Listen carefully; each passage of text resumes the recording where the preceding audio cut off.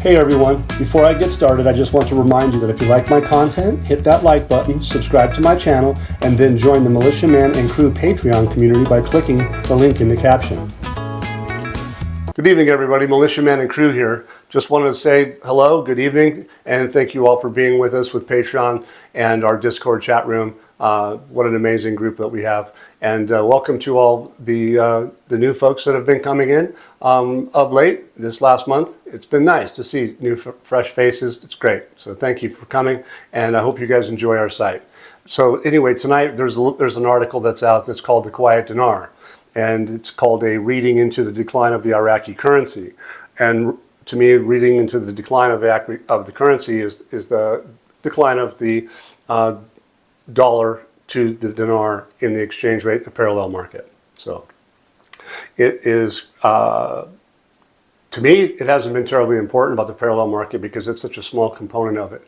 But ultimately, it's a multi-currency practice. And so that's going to go away. And that's a requirement for the IMF and for everybody else doesn't want to have currency manipulation, if you will, okay? And they want to have trade balance. And Iraq is obviously gearing to have massive amount of trade. And there needs to be somewhat of a level playing field in that respect, and Iraq's going to be included in that. And I already touched on this before, is that there were specific countries that have been targeted by the United States Treasury for currency manipulation and trade imbalances. I'm not going to get into that tonight, but that is part of it. But the bottom line is, what are they doing it for? The Central Bank of Iraq has done what they said they were going to do, just as the government has for the last 2.5 years. They were going to keep inflation low. They were going to keep a stable exchange rate. They were going to do those things. And that's important because that's where the integration to the global financial system is what they've talked about. So ultimately, basically, they're talking about this decline that's with the currencies between the dollar and the dinar. It says the decline indicates a growing tendency by the central bank to curb liquidity in the markets in an attempt to contain inflation. We talked about that. What do? They withdraw excess money from circulation, which has in the past ballooned up and down somewhat from 2024 into 2025, but ultimately in January 2025, it's gradually started to decline. Okay, this decline, according to these experts, it says that just the decline appears to be random, but actually it's rather a result of calculated monetary trends. And we hear from Al Nasuri, he's an advisor. We hear from Saleh. They told us all about these things. So there's always going to be a component of negativity when it comes to push and shove. And as you guys can see, that there's always been a push and shove with salaries, for instance. And they have the 23, 24, 25 budget has been the tripartite budget, which does address paying certain legal entitlements. And when, say, for instance, the Kurdistan region doesn't quite give accurate numbers, it becomes a problem. So when you see people, getting upset about not having the choice of their bank account, that's going to be a big thing because the Kurds wanted to have my account, for instance, them use that account, but it was controlled by the Kurdistan region. But ultimately, what the Constitution says, in my view, is that the unified treasury account will be the account effectively that will pay the citizens, and they'll get their money on time. So some of the articles, literally, if you think about it, the Constitution has ruled already, or no, I should say the judiciary has ruled that the Constitution has said, for instance, the HKN, the Western Zagros, and even the Vernova, GE Vernova, were legitimately done, and they were already in place and ready to go in the past, but they talked about it just recently. So ultimately, what the bottom line is that the experts and the researchers are basically stating that reducing the amount of the printed currency does not mean austerity, as much as there's an attempt to control the money flowing out of the banking system. What is it for? Well, that's a precautionary monetary policy that anticipates incoming inflation. Well, that's what they do, take money in and out of the country, well, inside the central bank's ideas anyway, to hedge against inflation. It's a good thing. So ultimately getting rid of the parallel market sets them up for having the ability to accept Article 8 compliance, as far as I can see, is that they're not going to have a multi-currency practice. And we've been talking about that for a long period of time. And if that's the case, obviously getting those pricings down to where that is so insignificant, it'll eventually probably be crushed. And there's a lot of people out there that have agendas from other countries that don't want that to go because it's got corruption components to it, illicit trade, and we all know that. Okay, so ultimately, what is it? It says the amount of printed currency is often considered an indicator of the level of demand for money in an economy, but it's also a tool for the central bank to control inflation and control the exchange rate. Experts believe the decline may be linked to new restrictions on money transfers, and I would agree with that, and foreign remittances. Okay, basically what have they done? They said they forced the market to return some liquidity to the formal system. Formal system, again, it's countering the parallel market because it's an informal. The parallel market is informal, whereas the official exchange rate is formal.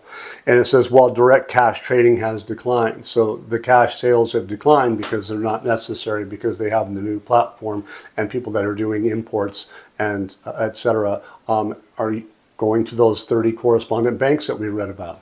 They're all ready to go. They're doing it in foreign trade, but eventually they're going to be doing it in foreign trade with foreign currencies, but also with the dinar. That's, I believe, to be the truth. Okay, analysts believe that people are beginning to regain confidence in the banks. There's been a lot of talk about that there's no confidence. Everybody wants to use cash. There's a cash society, but we're finding out that that's not the case. For the last 2 to 3 years, they've done nothing but get confidence in their banking system with the new electronic cards, wallets, and all those kinds of things.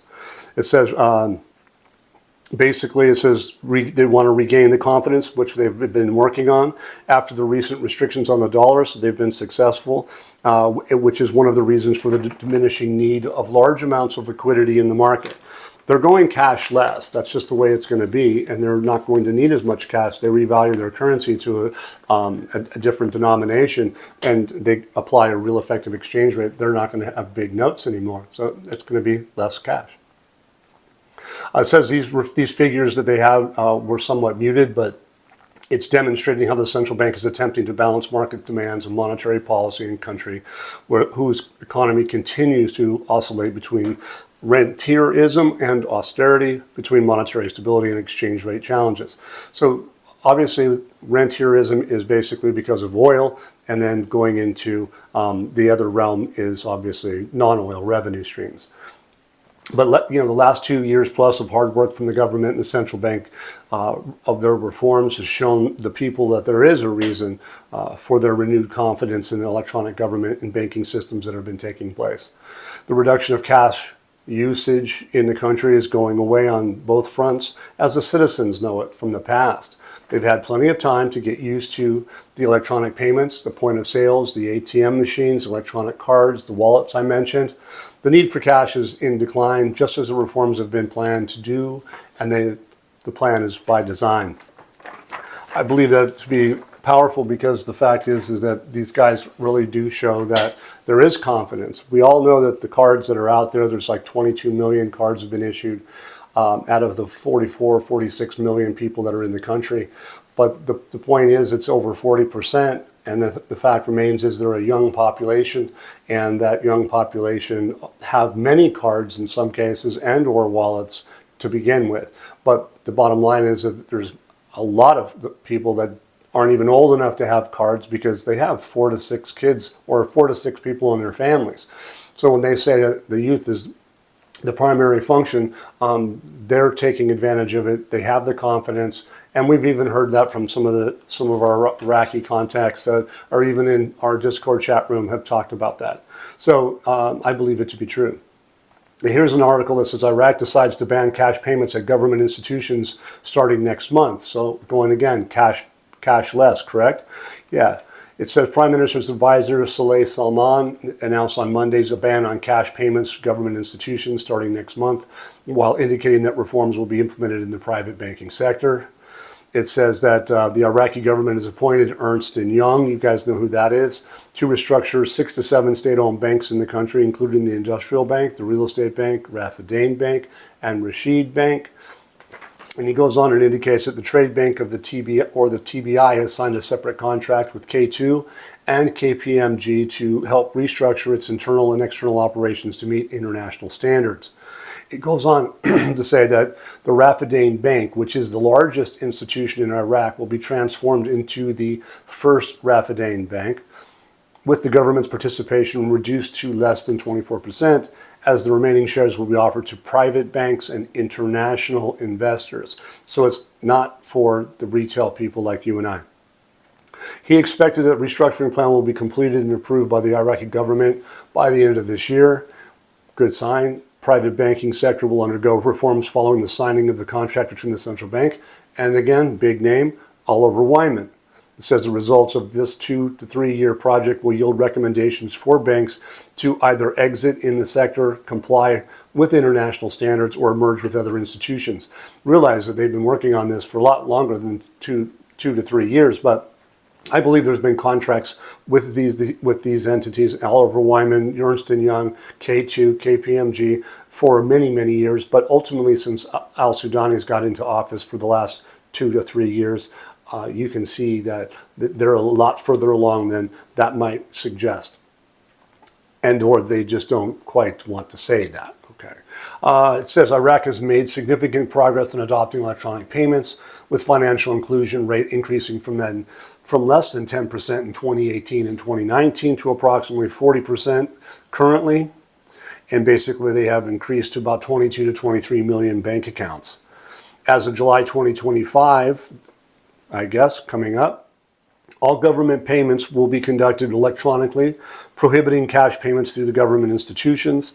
And he notes that the adoption of these government awareness programs that encourage the public to adopt electronic payment systems and get away from traditional cash-based culture is completely is underway, and they have been.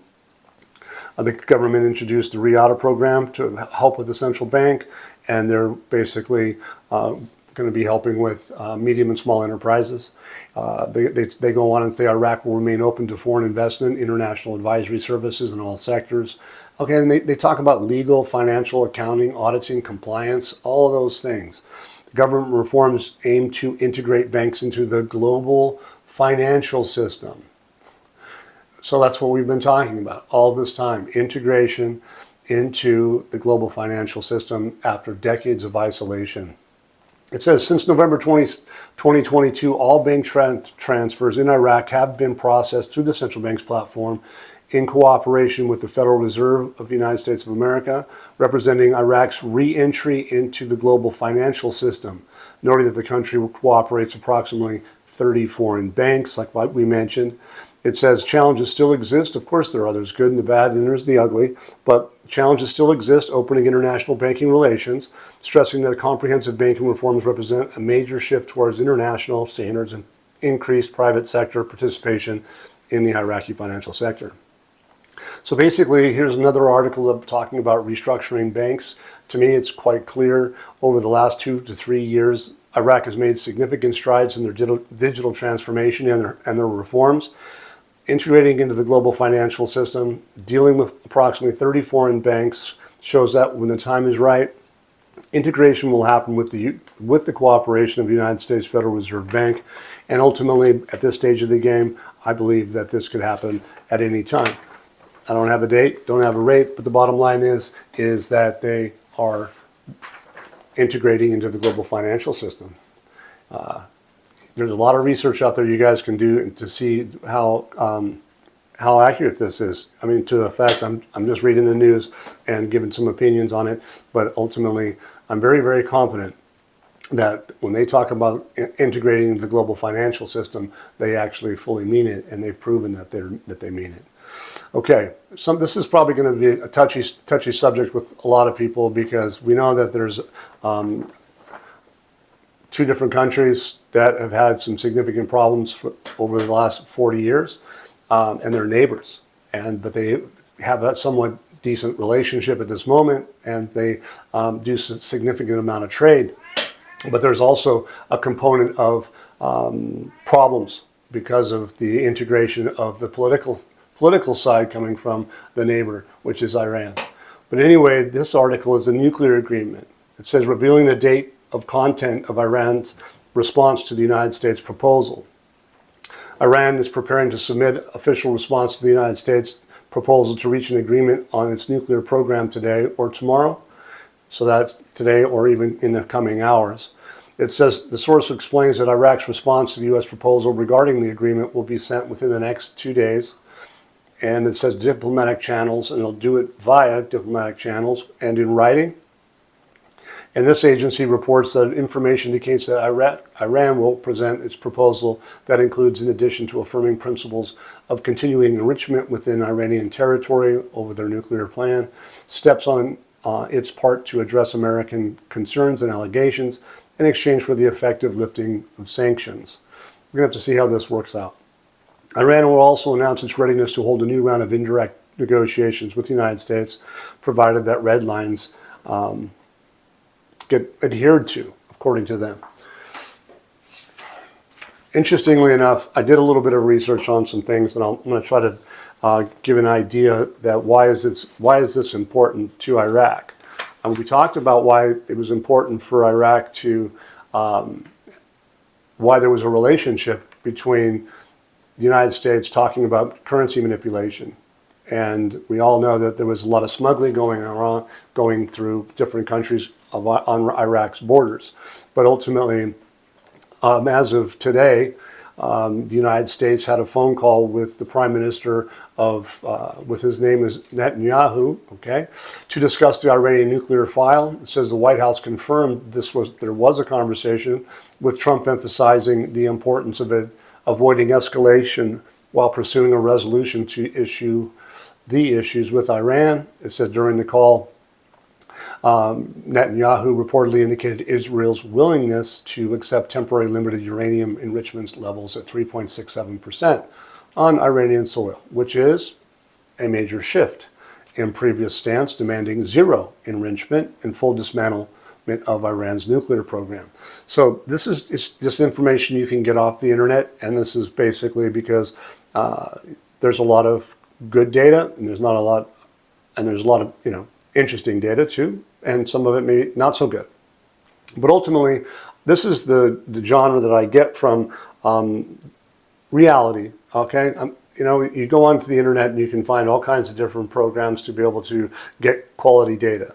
And of course, artificial intelligence has a lot of good data, garbage in, garbage out. So if you ask them really proper questions, it's going to give you what they have. And so you can take in the good, throw out the bad, just like we do with the articles that we get from Iraq. Okay, you got to be careful on what you read. You got to take it in, and obviously, if you get quality data, you can tell by that data what seems to be accurate. Public thinks it's accurate, appears to be accurate. Whether or not it holds true is to be determined. Just like I'm talking about this, if this holds true, it will be a good sign. And why would it be a good sign? Iraq is a trading partner. The United States had some problems with some countries because they've been warned for trade policy and for currency manipulation. Interestingly enough, every single one of those 9 countries do business with Iraq. And who else does business with Iraq? Syria, for instance, I believe they just got allowed to be on the new ISO 20022, which is the SWIFT, to be able to do trade again, which is a good thing, I would say. Now, if Iran is able to do that, the benefits are going to help Iran, it's going to help Iraq, and ultimately it's going to help the United States because it's going to have a little more security, peace, and stability. That's what Iraq's all about, security and stability. So I take this as a very positive sign, and I'm very hopeful that we can have peace in the Middle East and help people move forward. Use the Development Road Project, okay? Use it to what? Do business, to do quality business, grow, help people, create jobs, all of those things. Good things. Take care of the salaries, get them taken care of. Open the pipeline in Cyan, all of those things. That's part of this whole process, I believe. It says here some of the conversations that took place focused on aligning U.S. and Israel strategies regarding ongoing nuclear negotiations. They're not conclusive, but hey, the evidence, if treated as indicative of current sentiment rather than definitive fact, the sentiment is good. It goes on, if there is a potential U.S. deal, particularly one reviving or replacing the Joint Comprehensive Plan of the Action, which is the JCPOA, could have significant implications for Iraq's trade relations, given its deep economic and geopolitical ties with the United States and Iran. It says below, it's outlined potential positive impacts on Iraq's trade, considering its fiscal year is, to those that asked, January 1 to December 31st, as previously discussed in Discord, and the broader context of U.S.-Iran dynamics, U.S.-Iran-Iraq dynamics, while incorporating relevant information. Okay, so the information that comes from this is that one of them is easing of sanctions, increased regional trade opportunities. That would be good. It says a U.S.-Iran deal such as revived by the JCPOA could lift nuclear-related sanctions on Iran, enabling it to resume oil exports and access global financial systems more freely. And that would benefit Iran, and it would benefit Iraq. They can do more business. It would be a good thing. Whether we like it or not, a lot of people don't like the idea that anybody ever does anything good with them and they can't be trusted, etc. But we'll see how that turns out. So, like it or not. Okay, so basically what they're saying is it would boost Iran's economy, increasing its capacity to import goods from Iraq and invest in cross-border infrastructure, such as the Basra-Iran Railway we've heard about. The Iran-Iraq trade, currently valued at about $12 billion annually, with a goal of reaching $20 billion, could see accelerated growth, particularly in sectors like energy, construction, and agriculture. All of those things along the Development Road Project, what the guidelines are in their plan. It says, here's a quote that's Iraq's economic benefit. Well, Iraq is heavily reliant on Iranian gas. Electricity imports meet energy demands, especially in the summer, and we're just now getting there. I know it's hot here today. It says the benefit from a more stable, economically boosted Iran. Improved Iranian exports could lower energy costs or ensure more reliable supplies. It goes on and says, basically supporting Iraqi industries and households. I think you guys get the picture. What else does it do? A USA deal could lower regional tensions, creating a more stable environment for Iraq's trade. And we all know that investors in the world, they want to have peace and stability. They talk about regional connectivity. They talk about cross-border economic integration. And they go in and talk about other challenges. But at the end of the day, what are they saying? I guess there's a conclusion that, the U.S.-Iran deal would likely have a net positive impact on Iraq's trading by easing sanctions, reducing geopolitical tensions, and enhancing regional connectivity, particularly through energy and infrastructure projects. But again, the extent of these benefits may not happen because of the problems with the nuclear sanctions. We'll see, okay? Iraq's ability to balance its relationship with both nations has been very good, and they keep doing that. Iraq is a mediator, and they've been doing a very well bang-up job, especially under al-Sudani. $12 billion deals, losing money on the Siam port. They've lost already $23 billion that they tell us about because they haven't started pumping the oil yet, and they haven't paid their salaries yet. But while they do pay what they can through the tripartite budget and the operational side of the budget, they just haven't opened yet the investment side, and they've been talking about doing that. And so all of those things come into play at the same time. But the fascinating thing, too, is, though, that they're going to be a cashless society. You ought to be just going, wow, good. I don't really know that because they say they're going to go cashless with state institutions on or around the 1st of July, I'm not saying that's a backwall date, but we already know that they've already got the digital systems in place now. So that can be an outlier for people that would like to think about how that works. But ultimately, are they capable of doing trade now? 30 correspondent banks, yes, they are. They've already shown that they've done that, and that's great. They're talking about the Rashid 6, 7 banks that those folks have been working on for 2 to 3 years. All those high-powered global institutions. You've seen all of the approvals from the IMF, the World Bank, all of that in place. You got the regional Arab League in place, right? You see all that happening. And then you saw the media showcase Iraq doing all those things. And now you see that they are talking about exchange rates, they're talking about low inflation. They're just telling us basically all what we know. So ultimately, it's like giving reassurances. Yes, of course, there's some people that are upset inside Suleimania with the salaries, for instance, right? But that's to me is on the Kurds. The Kurds have not abided by the Constitution as far as I can see.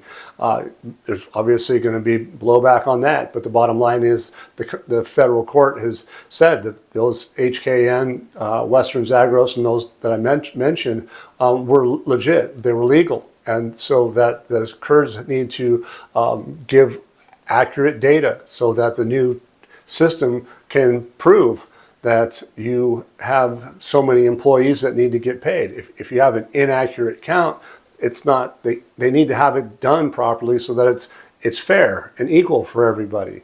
If someone's got getting paid 10 salaries when they're only supposed to have one, they need to know that in Baghdad. And then bucking the system and not wanting to be able to not have control over the citizens' choice of banks, that's on the Kurds, because the federal court has already stated that they can have their choice of banks. And if they want to use the federal banks, then they should be able to. So anyway, that's my content for the night. Thank you guys for being with us. I really appreciate it. Have a good evening and enjoy. And thanks, if you please, if you like the content, hit the like button, subscribe. And once again, all of you that help out with keeping this channel going, much appreciated. Have a great evening. Once again, guys, don't forget to hit that like button if you like this content. Subscribe to the channel or join us at the Militia Man and Crew Patreon community for even more exclusive content. You can also donate to this channel by hitting the links in the banner to help keep this page up and running. Your generous support is greatly appreciated, as always. Much appreciated. Thank you so much and have a great day.